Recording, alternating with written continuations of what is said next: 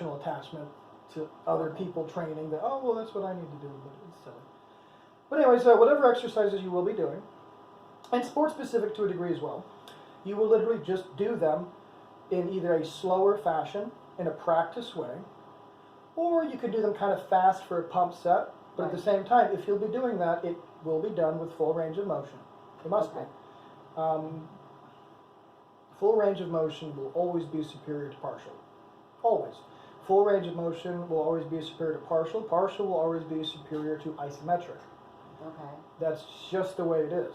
So when you'll be doing a movement, the best possible thing you could do before you perform the exercise is to practice that particular movement. So your mind is in the right place, your body knows exactly what to do, you're primed and you're ready to go.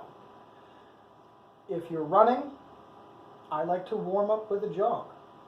Okay. You know, I mean, if and again, that's me personally. There's other things you can do, but for me, that's how I like to get ready for a run. Is I do a quick jog.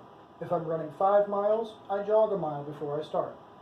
Does that mean my entire exercise is 6 miles?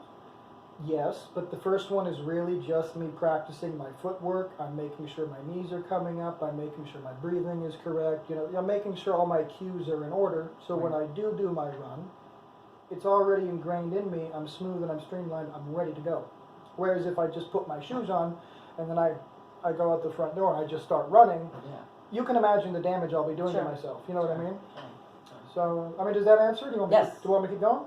No. That's good. Let's move on. Okay. So we talk about a lot about reps and sets. Like most, before we worked out together, I went into the gym saying, okay, I'm going to get 3 sets, 12 reps each time, and that's it. And then you always taught me about failure, which I never really did. I felt, okay, I got my 12th, and I feel the burn. This is a good workout. Then you taught me to go till failure. So you want to talk a little bit about that? Well, I mean, it's a whole different workout. Well, before we even get into that, I'd like to point out you've had personal trainers before. Yes. But we don't. Let's not name names.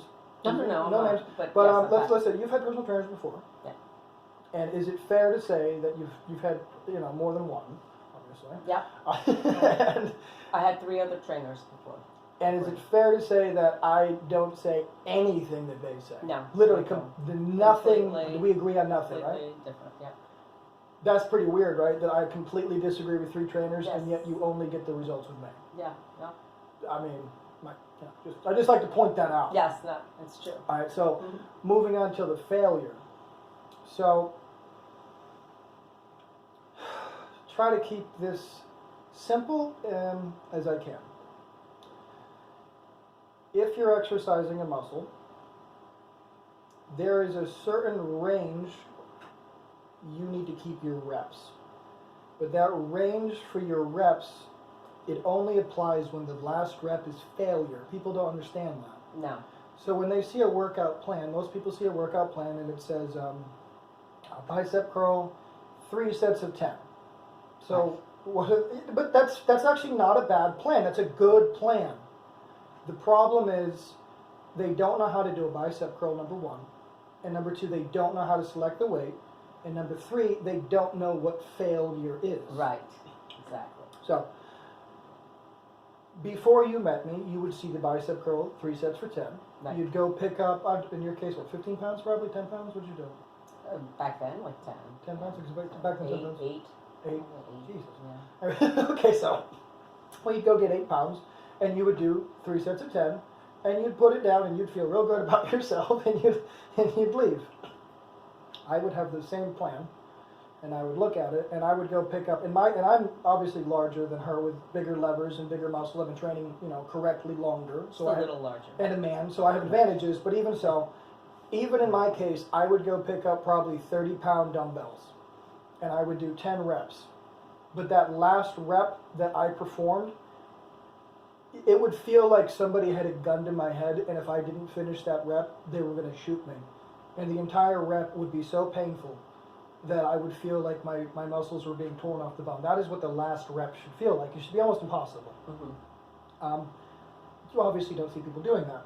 And if they are doing that and they think they are training to failure, it's a whole lot of momentum and swinging. Yes. True failure training is just that, 3 sets to 10 bicep curl. However, the bicep curl must be done perfectly each rep. The problem is, as people approach failure, they get sloppy. Yeah. Very sloppy. They use And they use everything. It's forced.